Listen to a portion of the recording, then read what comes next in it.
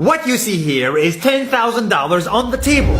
You can take this money as a loan, but I will charge you a little bit of interest rate. Like most people, you take the money and you go buy a nice car.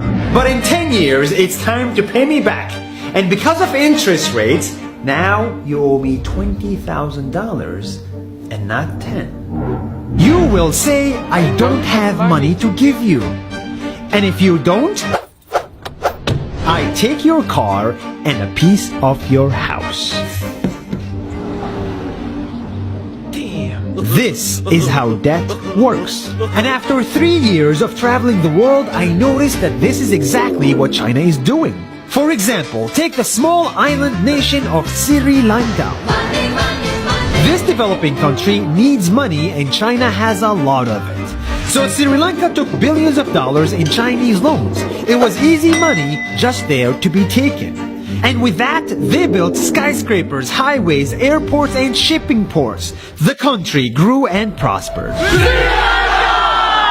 But few years later, this easy money came with interest rates, and Sri Lanka was so much in debt that it couldn't pay back China its money. And the only way out was to give China control of what they had built. In other words, Sri Lanka lost a piece of its home to China because of debt. This is the Chinese money trap. And it's a real thing I saw all over the world. In Papua New Guinea, I saw $2 billion in loans given by the Chinese to build skyscrapers, infrastructures, and ports. But there is no way this remote developing country can pay it back or its interest rate, and the only way out is to give China control of the country. In the Maldives, Pakistan, Malaysia, Laos, Kazakhstan, Mongolia, Egypt, Kenya, and South Africa,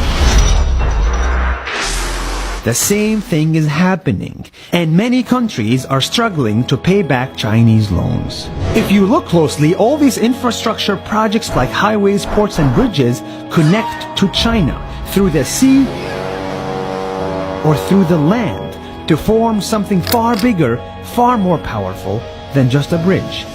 A new Silk Road. The world is already made by China, and I think slowly it will be owned by China.